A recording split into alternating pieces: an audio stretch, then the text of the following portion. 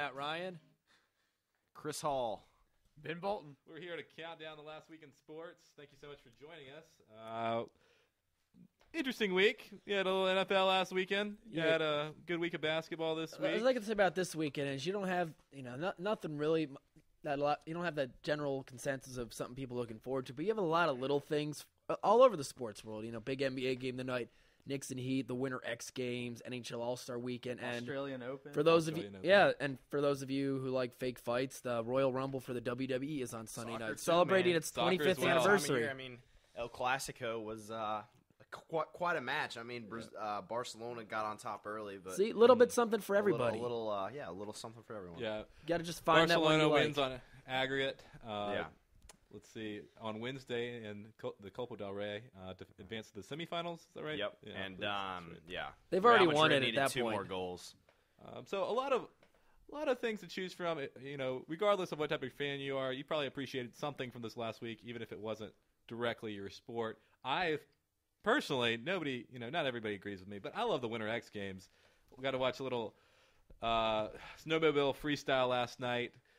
A lot of amazing jumps and, guys falling off their snowmobiles. And it always makes you wonder, how they do that first time. How do you learn how to do that? How do you learn how to fall like that? I remember watching the Winter Olympics a few years. You see those the slalom ski jumpers like Hermann Maier from Austria. I'm like, how do you learn how to do that? You must have, broken a few bones once or twice to learn that. Obviously, you start off on a smaller ramp going up, but you have to, fall on your butt a few times before you learn how to do that, right? There's very few people out there who are like Auto Rocket that could just, do a trick like that and never get hurt. See, my only problem with watching the Winter X Games is I think Shaun White's going to win everything, no matter what it is. So I don't know. No, even if he doesn't do it, they just give it to him. Well, really, anything that he enters, he does win. Except he isn't a snowmobiler, from what I've learned. It's coming. He also had a gold medal in the Summer X Games as well. So that guy's just good at anything he does, like Auto Rocket.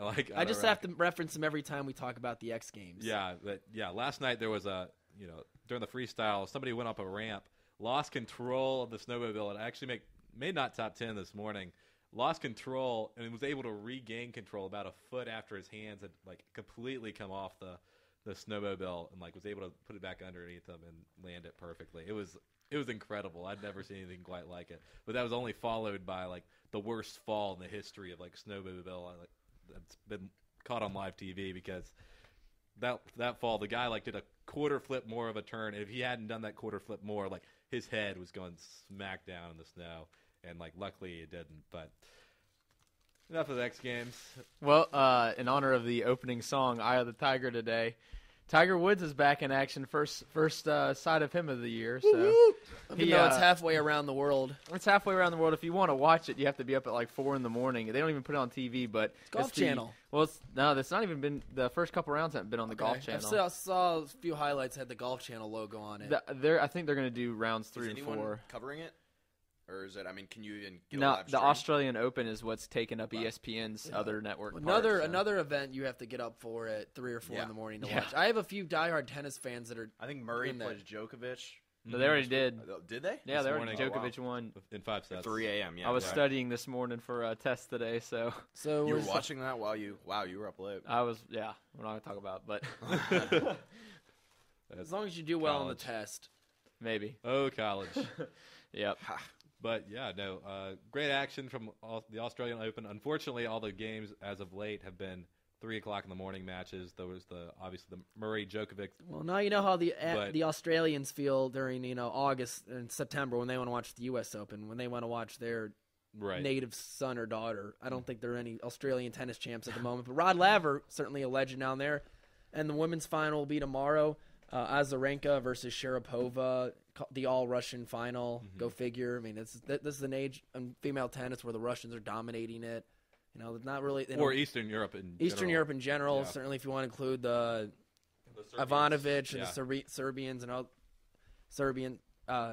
Just again, not an American time. There's no Capriati or Davenport. Or the Williams sisters are hitting 30, which is not the right number you want to be in tennis. Yeah, tennis. You progress, and it's actually gotten a little better as of late. I feel like 10 years ago it might have been 28, but now guys are continuing their fitness much later, and know how to take care of their bodies a little bit better so they can progress a little bit. Even so, you can hang around, but you look at a guy like Federer who's hitting 30 years old. He hasn't won a major tournament in a few years. He's still a tennis legend, arguably the best tennis player ever when he was at his peak, but he's not winning tournaments anymore. It's going to Novak Djokovic and Rafael Nadal, and maybe Andy Murray can get one at some point. Maybe he can be like Andy Roddick that one time he got the U.S. Open. Yeah, but still Federer hasn't fallen off the map completely. No, not at all. He's right there. Obviously, he was in the semifinals the other night. He's just His a distant third from not Nadal as and dominant. Djokovic. I mean, it's hard to be at the level he was at 4 years ago. Right. Yeah, But I think my favorite moment so far was the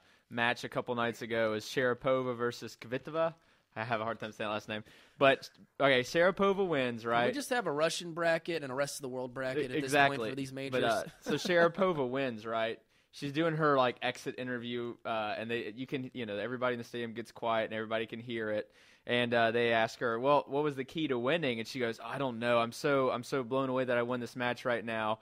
And it got really awkwardly silent. Then this guy yells out, "Because you're hot!"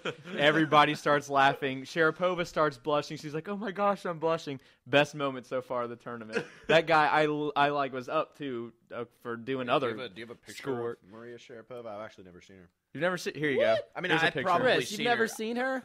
She's very attractive. You've never seen Yeah. her in like She's a very poster? attractive. Or No, I mean, something? I've probably seen her. Yeah. I just I can't recall like every an shot image. a power shot.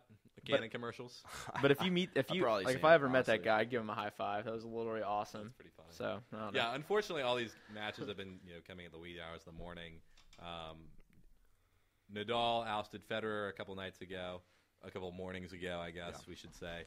Whatever time zone or continent you're living on, that can Federer vary. won the first set. Nadal swept the next three, and will meet Novak Djokovic, I guess, Saturday night or Sunday morning at 3 a.m. So right when you're coming home from downtown, you can just turn on the U.S. or the Australian Open and just actually pass out on the couch. It's actually kind of a interesting idea. Choo-choo's an Australian Open? Yeah, I like that. No. I usually go to Choo-Choo's to watch some football games late at night. Usually it's more like 7 p.m. when I go there, not 7 a.m. I mean, my team, Aston Villa, plays Arsenal, which is, not a huge game, but Robbie Keane, man, he's tearing it up. He had 2 goals. One of them, the first one was the guy who plays for the Galaxy. Well, yeah, he's on loan right now. A lot of those American players. Landon Donovan is playing for Everton right now, and who's the other one? Donovan's done that a couple of times. And then a fullback, I think, for one of the MLS teams is playing for Fulham. I think. All right, so looking ahead to the match on a Sunday morning in Eastern U.S. time. So Djokovic looking to win his 3rd consecutive major. Maybe he can start the Djokovic Slam. He won the Wimbledon in 2011, won the U.S. Open back in September, and now looking to win the Australian Open for a 2nd year in a row. This guy's the best tennis player in the world, and obviously you got to put Nadal at 2nd too. But these 3 guys are running it. It's it's a oligopoly if you want to get to that. If you want to use an economic term, oligopoly. Oligopoly. It's been a while since I've been in those classes. Yeah. I mean, who's going to stop these guys? They're a bigger 3 in tennis than LeBron, D Wade, and Bosh are in basketball. Yeah, truly. It's they're definitely all Federer obviously is slumped a little bit, but when you look at Djokovic and you look at Nadal I think is 25 now or so. Won his first major when he was 17. The wrong side of 20 in tennis, right? Yeah, won his first major when he was 17 at the French Open. Obviously, has dominated on clay. Tremendous player. The thing I like about especially all 3 of these guys is they're all likable guys. As far as athletes go, Federer and Nadal, the way they carry themselves, I haven't followed Djokovic as much as I have. I guess Nadal and Federer, but Djokovic has only come up last year and a half or so. You've seen Nadal and Federer dominate for the last 5 or 6 years, and Federer more like 10 years. And they all kind of not one's better than the other. Now certainly Nadal's had the advantage over them on the clay courts in the French Open, or sand courts rather. They've just.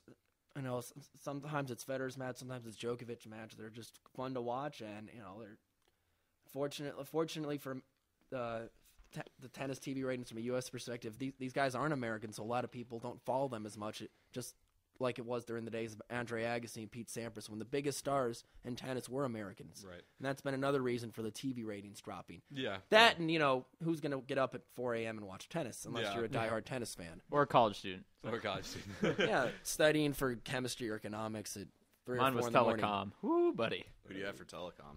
Who? Random, yeah, but It's like I can't really pronounce the name. I had It's Kavori. Young I don't know Kim if you Kim. know. Kavori didn't Ding teach Young it this Kim. semester. This He didn't? I feel so bad for this lady. She can't really speak English all that well. She's super Kim almost smart. took her, yeah. But I don't know. It's really hard. Anyway, but while we're talking about college, I do want to get in. I am going to have to leave a Should we go little early, signing day? boys. Yeah, a little signing day. That's That coming was up. biggest tennis conversation we've ever had. Yeah. I know, I didn't and like it I kind of very had to much. I stop really y'all have any before idea what I was everybody, talking the 5 listeners we have fall asleep. So, Yeah. but anyway, no, we do need to talk a little bit about signing day, which is coming up next week, next Wednesday, if I'm correct. Early Christmas. Yeah, February 1st. right now I'm really Georgia. excited. Right now, Georgia's Tennessee ranked. fans probably going to get coal in their stocking once again. I don't know, man. I mean, I'm a huge homer, but I mean, Cordarrelle Patterson deciding between Tennessee and Georgia. I mean, one of the biggest JUCO prospects this year, and one of the best wide receiver JUCO prospects in the past couple years. So I mean, it's going to be an interesting decision. He's said to be a Tennessee lean, but you never know. And then also Mike Davis. It'll be interesting to see where he goes. I think it's either South Carolina with him or maybe Clemson. I don't know. Right now it seems to change every day. Commitments don't mean what they used to, unfortunately. But Yeah, as long as you can verbally commit, but as long as you haven't signed a national letter of intention, you can change that in a heartbeat. So Landon Collins can be like, you know what, maybe I should go listen to my mama and go to LSU. So. But That yeah, was the saddest, funniest thing I've ever seen. right now Georgia's ranked 5th in ESPN class rankings. Tennessee's 20th. You know. Oh yeah, go to Rivals. ESPN's garbage. Well, I mean, it's what it is. It's all relative, Who I knows? guess, but- I mean, look at Florida State. They get like 1 or 2 top, the top recruiting class every year, and they have nothing to show for it ever. That's because they have poor coaching. Well, you're in this going to be in the 3rd year of the Jimbo Fisher era next year. Still rebuild, and they had a good recruiting class last year. It's definitely lofty expectation that didn't live up their to. secondary is going to be. Florida State could be insane back in the next year. top 10 or top 15 next year, but looking at the top recruiting classes, no surprise, Bama and Texas are in the hunt for the number 1 ranking again too.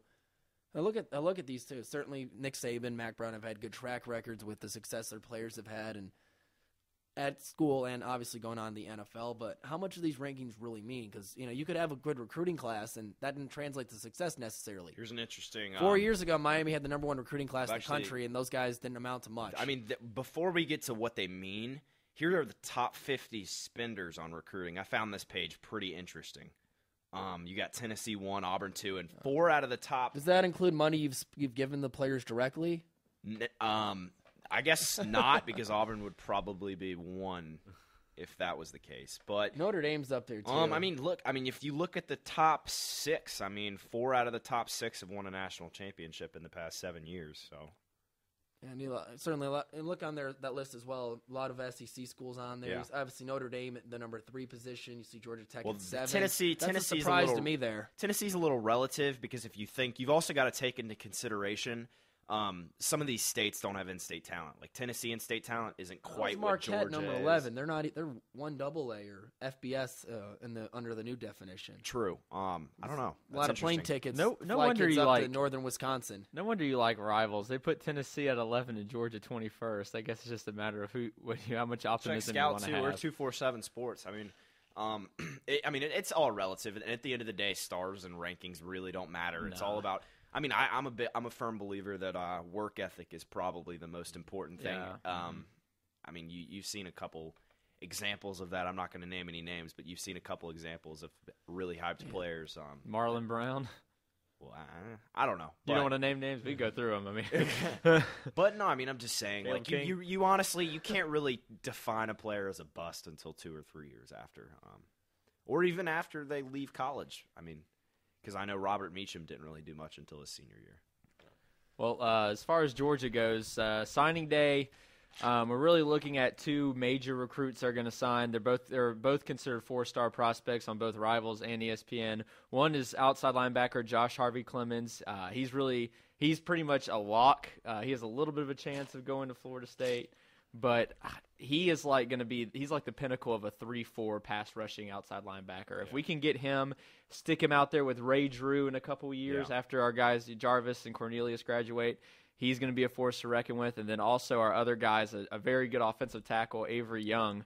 If we get Avery, I mean, we have to build this offensive line back up. Cordy Glenn's the party for the NFL. I haven't seen this Georgia linebacking core this deep since, I mean, your Thomas Davis. Was he a safety?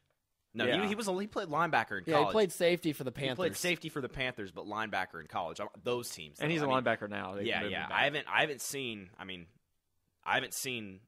the linebackers this deep in a while. They're building up a great defense for next year, and you can make a case Georgia's going to be the top defense in the SEC East.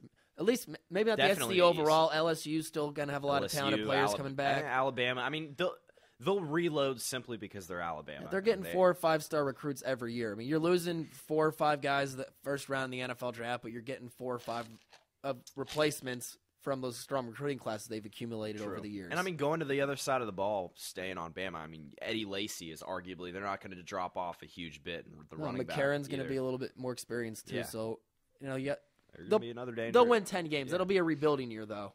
10 games, they'll win 10 games, lose 2 in the regular season, rebuilding year. Isn't that a horrible? That's a horrible rebuilding year. Go to a New Year's Day bowl and be disappointed, and claim that they deserve a shared national title, and all is right in the world. They got 14, right? No, I think it's 9 AP, but they claim 14. Yes. The story behind that is their media guide actually just said that they just claimed like 5 out of the blue. And people will go with it. I mean, Georgia claims some national titles that really don't exist either. Yeah, I mean, you can even look at some of the ones Penn State kind of got messed around with and stuff like that. But just looking at the list of what Georgia has committed right now, I mean, just think about some of these names. We've all been checking up on them since they've been are committing here. But one, you got Keith Marshall, of course. I've seen it on campus a couple times now. Yeah. And I talked about the YouTube video of him racing. You got to have big hopes for him. I mean, a space runner, you give him lots of space. He's really fast.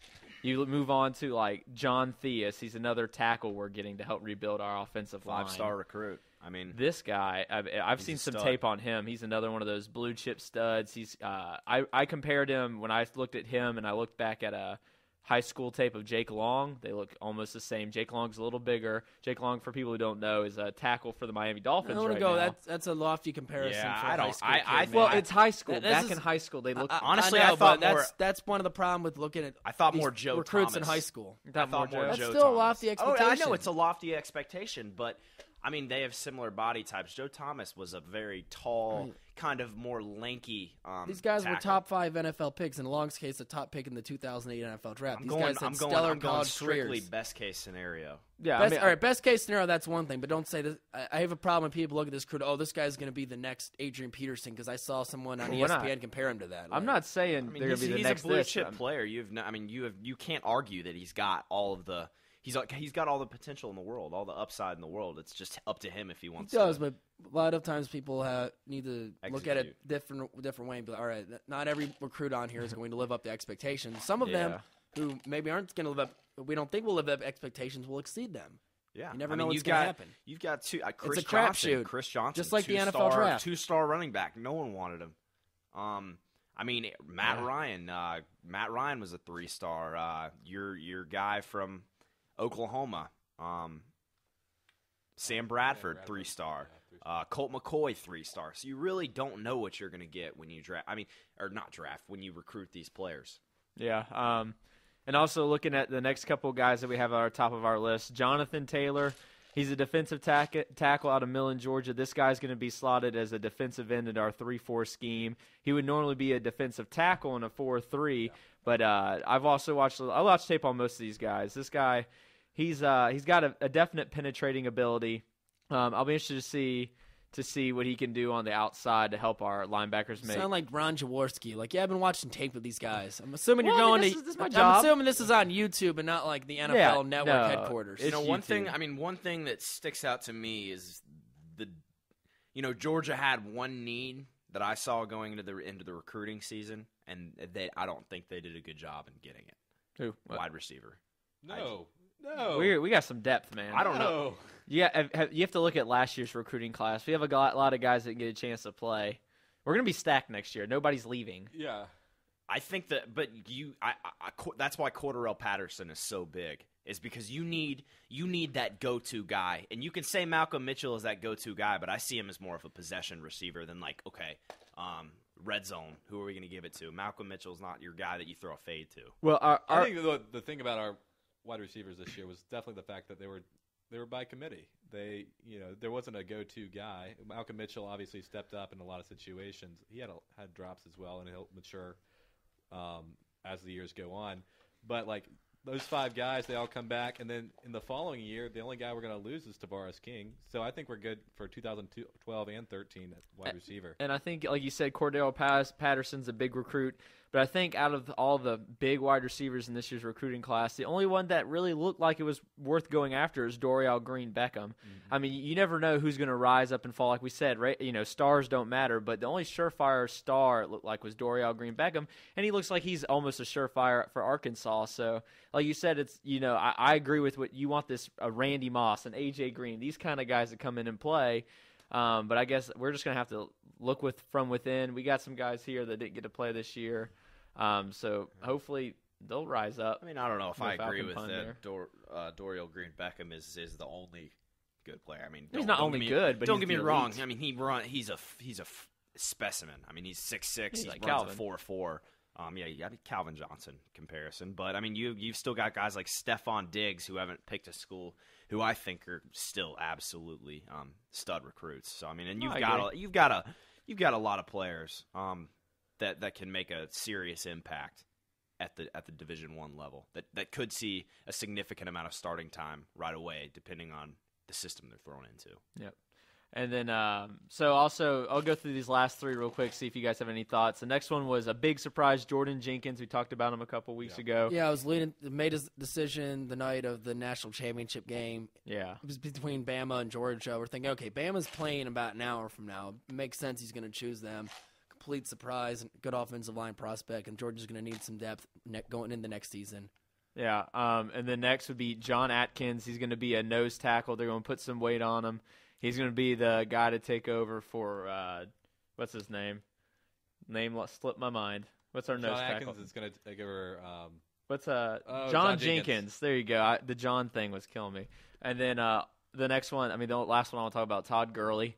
Now that everybody's had a little bit of chance to ingest his signing, what do you guys think about him? I think he's going to be a pretty elite runner. I mean, the Georgia offense next year is going to be very interesting because you've got a lot of players that can, make plays. You've got the only person that you really lost, or that Georgia really lost, was Orson Charles.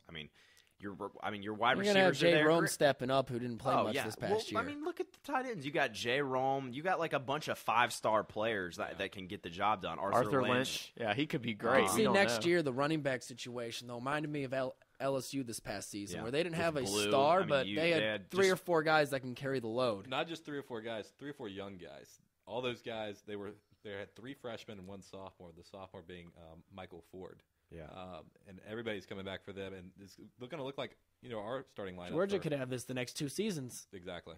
So, not to mention a passing game too. Mm-hmm. Aaron Murray's arguably one of the best quarterbacks in the SEC. So, and as we saw, LSU did not have much of a passing game this past season, or an offense at all in the national title game. But different topic and then for a Georgia's different day. defense is Georgia's going to have a nice season next year. Their defense is going to be great, better than last year, and it was good last year. And their running game is going to be better, and their passing game isn't going to drop off much. Yeah, and the only are two areas that we really need to improve on that special teams, and along the offensive line. Offensive line's a big worry because that's a big worry. Jones. Because looking back at 2008, every Ben star Jones was the leader came back in 2008, and except along the offensive line where we were decimated. We have about 3 or 4 guys who left, didn't come back, and then we had a bunch of injuries in the offseason, and hopefully we don't have too many more Sanders Cummings incidents. Let's not even talk about that. That happened since our last time talking. Sanders Cummings hitting his girlfriend in the face. going to jail. It's maybe the beginning of another long off season for Georgia players, but hopefully not. So I sure hope not, man. Yeah, I know. Yeah, because those are the two things that really offset 2008, were the fact that all our stars came back on either side of the ball except the offensive line, and then complemented with 12, 13 arrests in the offseason. So it's hard to. They won the Fulmer Cup that year, though, so at least they won some kind of national championship. Oh gosh, the Fulmer Cup. All right, guys. Well, I gotta head out. So have a good rest of the show. The Blake Shelton concert. Who else? Who's going to be the opening act? I don't even remember the guy's name. I know one of them is Dia Frampton. She won The Voice, or she was on The Voice. I don't know if she won or not. I don't follow that show, but she'll be there. I remember her from being on the show. Yeah. I forgot the next guy. He had like a #1 hit in the country charts. So I don't know. I'm interested to see. I mean, I got pretty good seats. So cool. See you guys. Good luck, man. See you, Ben. Ben just can't wait to sing Honeybee live at the Gwinnett Arena. So if you see him there, give him a shout out. All right. So again, we mentioned a lot of big events happening around the world of sports. Maybe not the big games, not till next weekend. But this past weekend, we had 2 games that were decided by some would call them stupid plays at the end. Some would call them just simple mistakes. Billy Condiff missing a potential game-tying field goal as time expired against the New England Patriots, and then Kyle Williams fumbled 2 punts late in the game, including one in overtime, received some death threats over there. I was horrified to hear that. Like, what kind of society we live in now? We're sending death threats over Twitter to athletes making mistakes like that. Too many people are internet gangsters, man. Just kind of using that buffer of Twitter between them and the players to just. It honestly, at the end of the day, it's a cry for attention. From those followers that because I know the majority of it came from Twitter. Yeah, I don't know if the people who are tweeting this lived in San Francisco or the Bay Area or anywhere in the world. You would think it would be fans from those areas or fans of those teams, but I feel terrible for the guy because there was some awful stuff. There was death threats toward his family, and I don't know if he has like what particular family members, but yeah, it's not a good situation. People just need to think before they tweet. I mean, yesterday, I even found out that apparently if you tweet at a recruit before he signs, it's a recruiting violation. You yourself or a coach? No, I didn't do that. I'm just saying I found out that rule the other day. Like who? If anybody tweets? Yeah, or if a fan tweets. How's that a recruiting violation? You can't control your fans. I know. I looked it up online, and it. I don't know. I don't know how you monitor it. Monitor or enforce it. That might be. I don't know if that would be completely true. I mean, how can they control what fans do? I have no idea. That's kind of. I can see if a coach did it. Dude, I didn't do it. I'm I just don't, saying what I heard. It might be a rule, but as we know, the NCAA can be selective about what they enforce at times. Yeah, and I mean, how do we expect to take the NCAA seriously if they don't even take themselves seriously? Yeah, it's like the federal government. Whoa, let's not go there. Yeah, that's another event going on we'll talk about on a different day. Crony capitalism? That and just, that's not the only Royal Rumble going on this weekend. All right, well, looking ahead to more pressing matters. There are 2 teams that will be in the Super Bowl. It'll be a rematch of the 2008 Super Bowl, the New York Giants versus the New England Patriots. That's good. There's no 2 cities that hate Every each other more in this country than Boston and New York. So, yeah, you have the New Jersey Giants, as I call them. Yeah. Because they actually play in the Meadowlands. People don't realize that. Yeah, there's only one NFL team in New York State, the Buffalo Bills. So just call them the New Jersey Giants. But okay. Yeah. What are your predictions on this game? Who are you going to take? We'll definitely go in a lot more in depth next week too. But looking on the surface here, this Giants team's very very similar to the 2008 team. Certainly, Justin Tuck, Osi Manira, and Jason Pierre-Paul. Pierre-Paul wasn't on that 08 team. He was in South Florida at the time. Michael Strahan replaced him then, too. So very similar. You have the 3 great defensive ends that can bring the heat against the quarterback.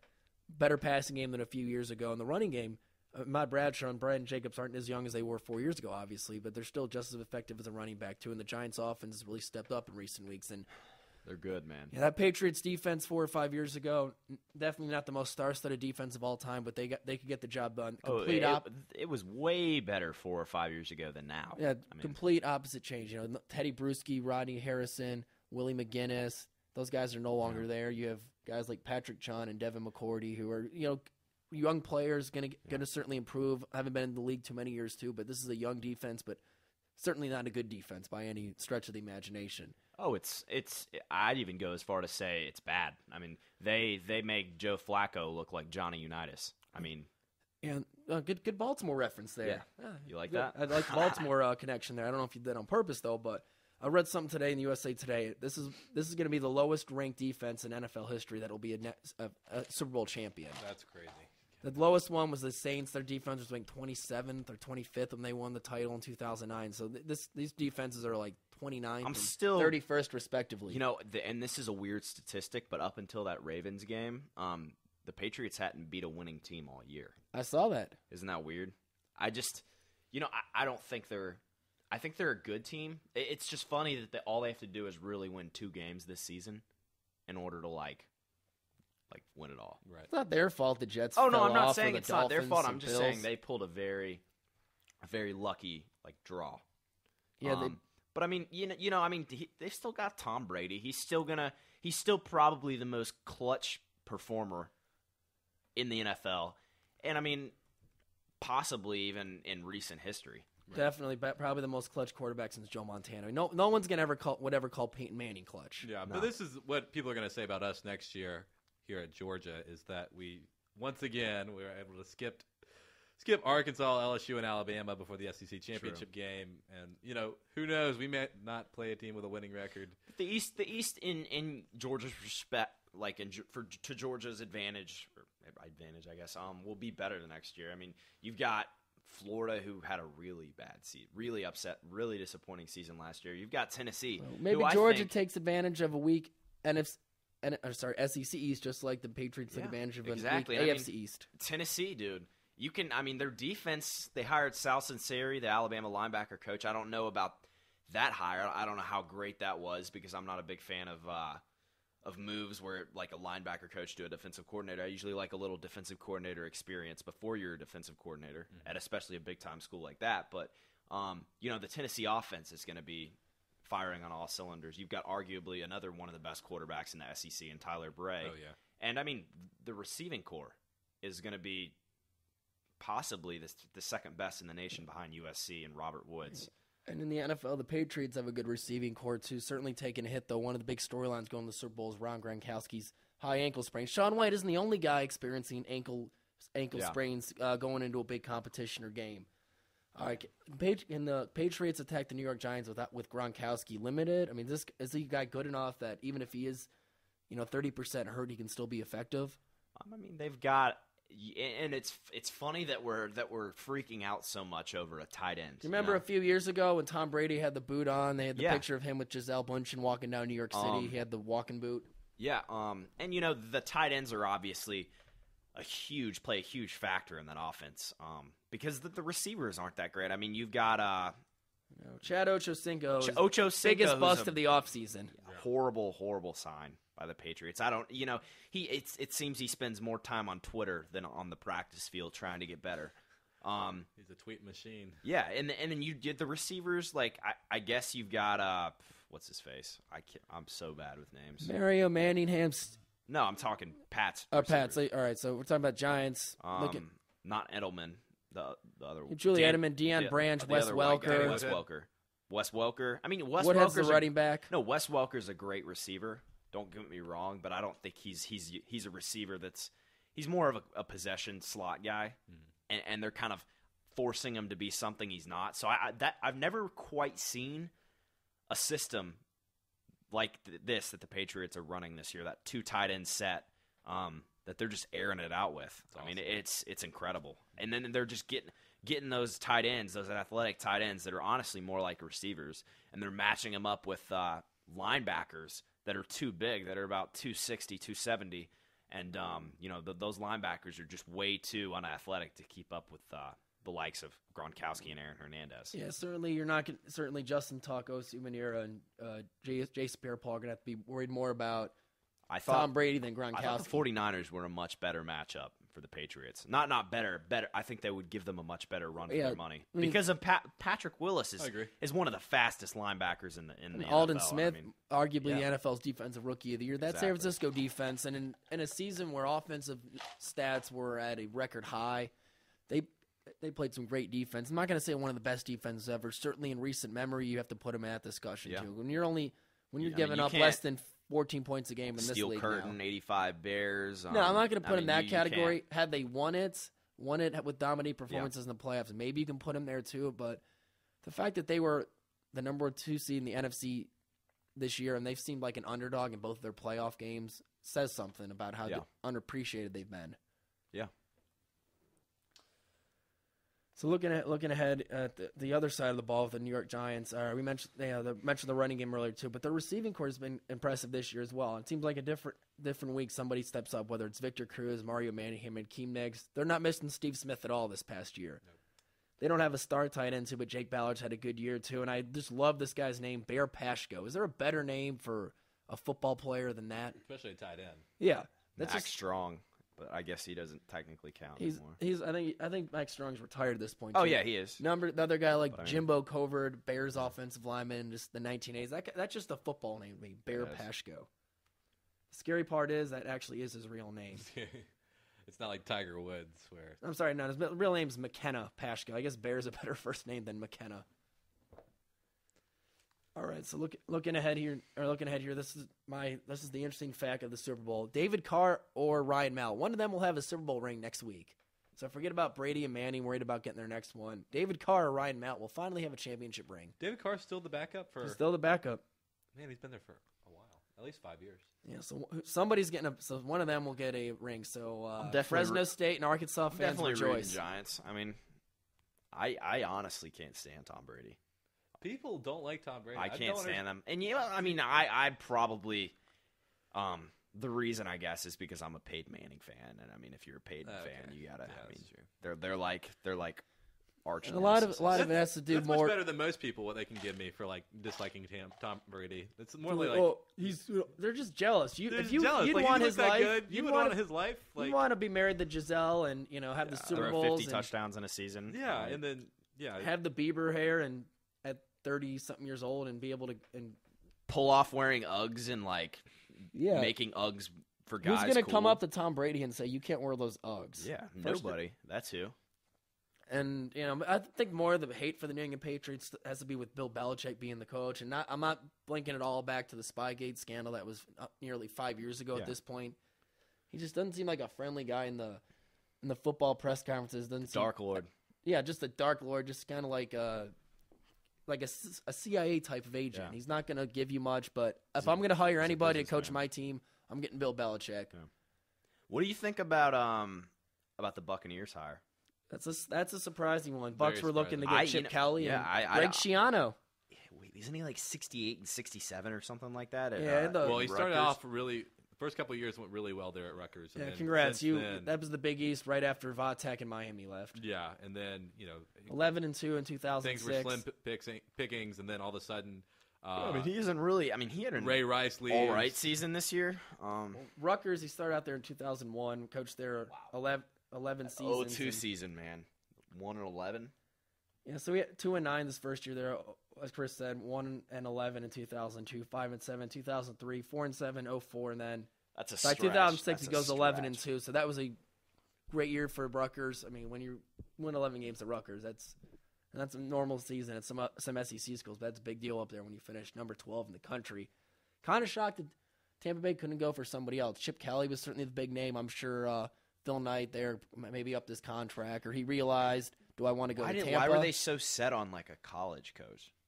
Yeah, I don't know. That was it's surprising. It's kind of funny because I don't know if that's due to Harbaugh. He does run a pro-style offense too, but Harbaugh, I can see why you go for him. The guy's coached in the NFL before as an assistant, played quarterback in the NFL. It's in his blood too. Yeah, has an NFL background. Yeah, Greg Schiano, he did coach for the Bears in the mid-'90s. Was the Dolphins defensive coordinator under Jimmy Johnson and Dave Wanstead for 2 years. No, not really a guy who had much success there too. More of a college background, obviously, but they just seemed hell-bent on getting a college coach or just finding somebody quickly. Yeah, I don't even know. So they got burned on Jeff Fisher and they got burned on Chip Kelly. So they're just trying to get a guy. Chip, that's a bad. You made Chip Kelly made your organization look bad.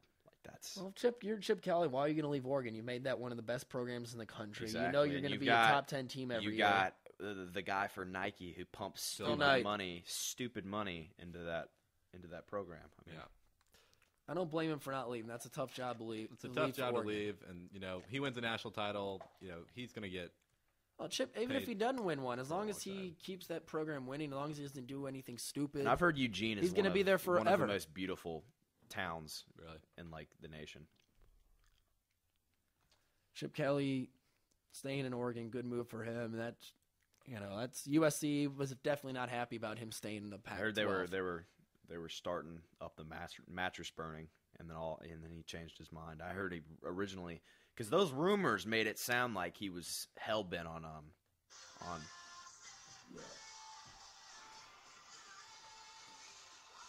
What's that ringtone? All right, well. Looking ahead here, the other topics going on as well. The big one has been Peyton Manning, Eli's older brother, and Eli's. It's kind of funny. Eli, his younger brother, and Tom Brady, his rival, are playing in the house that Peyton built. And one of the big subjects during this off week has been the future speculation of Peyton Manning. I mean, him and Jim Irsay aren't getting along, and they've fired Jim Caldwell, gotten rid of Bill Polian, the general manager. It doesn't seem like Peyton's coming back to Indianapolis. They seem bent on, they seem ready to bring in Andrew Luck. I don't blame them. You don't know how healthy Peyton's going to be this year or in the next few years. Or if he is healthy. And you got to get Andrew Luck, this a heck of a quarterback prospect. And that's the guy they've been talking about drafting for 6 months now. It's a shame that his career could potentially be ending this way. I mean, I'm biased, but I always thought he was potentially the greatest quarterback to ever You can play make the game. that argument. I always would go more for Brady or Montana because of the playoff success too, but Peyton Manning's an NFL legend. Yeah, and he's probably the most iconic football player of this young millennium so far. He's smart, knew the offense back and forth. I think Brady, the only reason I wouldn't say Brady's better than Peyton Manning is because, I mean, you remember when he got injured that one year. And what's-his-face stepped up. I think it might have been 07. That's one of the big arguments against Brady when you're comparing him to Manning. Matt Castle stepped up and won some big games. But that speaks more about how New England had a better all-around team than the Indianapolis Colts. Well, that's what I'm saying. And Bill Belichick. They're both legends. Tom Brady had a better all-around supporting cast, too. Look at Peyton when he's not playing. I mean, I don't know. Manning had a better offensive supporting cast early on. Tom Brady didn't start putting up the big numbers until he got Moss and Welker on his team. Manning always had the offensive weapons. Manning never had the defense early on. I don't know. I think Peyton, a lot of what Peyton did, he kind of made some. He made those receivers too, man. I mean, Marvin Harrison, he's a first round pick. Oh, he's a great receiver. So was Wayne. I guess you can't really compare it. You can't really see how great a receiver they are until you see them in different organizations and see what they did with different quarterbacks. In college. Harrison had a lot of success at playing at Syracuse. Reggie Wayne was a great receiver so does in college. Technically every NFL player. Not all were first round picks out of a big school like Miami or Syracuse. And Syracuse was considered a good program 15 years ago when Harrison was there. I mean, we all know how good Miami was. They had some good players, man. It's certainly not the case anymore in the Big East or whatever it's going to be called at this point because they're getting teams from Boise, San Diego, and maybe Hawaii at this point. Yeah. What is the Big East looking like right now? It changes every day. I feel like big mess. It's looking like the British Empire about 200 years ago. It's changing every day, new territory to get. Yeah. So West Virginia isn't in it anymore. And this Rutgers losing Greg Schiano is another big hit for Big East football. So going back to the Manning-Brady discussion, all right, where do you see Peyton next year? I mean, if he's healthy enough, do you see him considering going to Arizona, Miami, or even the Jets? Arizona, it would be scary seeing him throw the ball to Fitzgerald. It truly would. Similar to Kurt Warner at the end of his career when he had a resurgence there, too. But, I mean, Peyton's better than Kurt Warner. And certainly the Warner had better all-around cast. Steve Preston is still there, too. They had Anquan Bolden on that team as well. But Peyton could put up, if healthy, that's the big key. We all feel like Peyton Manning is going to be healthy if he comes back, too. That might not be the case, unfortunately. I've heard Cowboys even. I speculated Jones, on that. Jerry Jones, he's just like Dan Snyder. They just want to do a big move, make some attention, too. Maybe you risk him. Tony Romo's obviously he's much he healthier. He can't win in November. He can't win a playoff game. I mean, why not take the chance with Manning? Why not? Manning's healthy. That's the problem. Give Romo You're not going to cut Romo for Manning if he's banged up and damaged goods. If Manning is healthy and the same Manning he was 2 or 3 years ago, you get him. I've heard the Jets too. That'd be the one I could see too. I mean, Mark Sanchez. It's hard to give up after a guy after 3 years, especially if he took him to the 2 AFC Championship games. That probably had more to do with the strong running game and the strong defense too. But maybe you cut Sanchez and go after Manning. Yeah. If healthy, which is a big if. I mean, and we all know the running game's bad. Their defense is good. They've got a lot more concerns than their quarterback position. No, but with San Antonio Holmes and if you feel I think like they need to get rid of him. If you feel like Peyton Manning is the final piece of the Super Bowl puzzle too, and certainly in the Jets' case that would not be, or you can, roll the dice and maybe get to a Super Bowl because of Peyton Manning. You pull it off. If you're a team like the Dolphins, not your quarterback situation, big question mark. You don't know if you're not going to get Andrew Luck. Probably not going to get Robert Griffin III either. Peyton even airing it out to Brandon Marshall sounds. And think about that. If you go to Miami, you can go challenge Tom Brady twice a year. The NFL would love that for some primetime games. You get to challenge the Jets in that division, and maybe you go to Buffalo once a year. I guess if you go there in September, it's not as bad as going there late in December. Yeah, that'd be a lot of star power in one division. Maybe the Redskins. It's going to be I've heard Redskins too. It's going to be very interesting to see what takes place and transpires in the next. If Peyton Manning plays in the 2012 NFL season, it will not be in Indiana. Yeah, I think we can. It won't be anywhere in the Midwest. It'll be more in the Eastern Seaboard or out towards the desert there in Arizona. Be an interesting topic. And speaking of star power, not all of it will be there in Miami tonight. Carmelo Anthony, Dwayne Wade won't play, but LeBron James, Chris Bosh will take on Tyson Chandler, Amari Stoudemire, and the struggling New York Knicks. Has there been a bigger disappointment in this young NBA season, Mr. Sanders? Probably not. You're talking about two teams that both have used free agency to elevate, what looks like their market share in the league. However, one's been successful and one is not. Obviously, Amari and Carmelo, it all looks very nice on paper, but it hasn't. It works well in a video game, too. The Nuggets have the best record in basketball right now. Yeah. Second best to Oklahoma City, but they're 2 games behind. But yeah. The funny thing is, you look at a team like Denver who traded their star player, Carmelo Anthony, one of the biggest names in the NBA, college champion at Syracuse. They trade him to the Knicks. The Knicks had a great team going on. Maybe they need that one more piece to go to the puzzle or piece for the championship puzzle. So you get rid of Carmelo Anthony, the Denver Nuggets. You acquire all these good bench players. So New York's got all these good players. So they trade 3 or 4 really good players and get this one great player. Well, Denver's doing fine. 3 of their guys from last season are in China right now playing. They can't get out of their contracts under the FIBA rules. They got the best record in the league. They've done great. Danilo Gallinari's playing at a great level. Maybe has an outside chance to go to the All-Star game. Certainly Carmelo's injury problems as well as injury problems earlier to Stoudemire have affected the Knicks too, but this team does just not mesh well.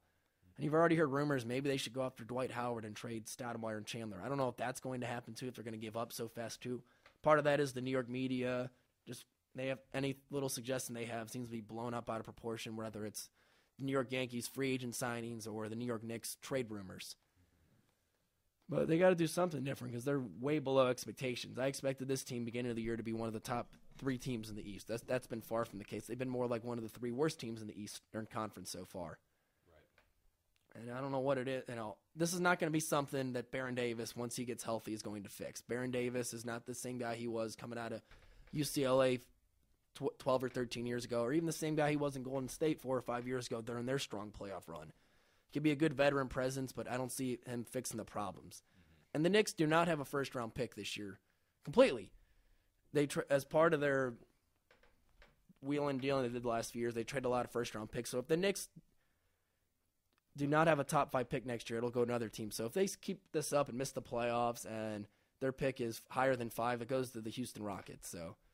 Yeah, once those guys start losing, there are a lot of egos on that team that don't like to lose. So the reason why they made their decisions to leave is solely for the fact that they want. So maybe they'll just keep tanking and end up with the worst record in the league and get Anthony Davis. And yeah, true. I doubt that'll happen because the New York didn't for years did not worry about the NBA draft. They felt like the NBA draft didn't exist and they just tried to tank for years. But they got to do something differently too. And be interested to see how they go up against Miami. But even without Wade, the Heat have been playing great.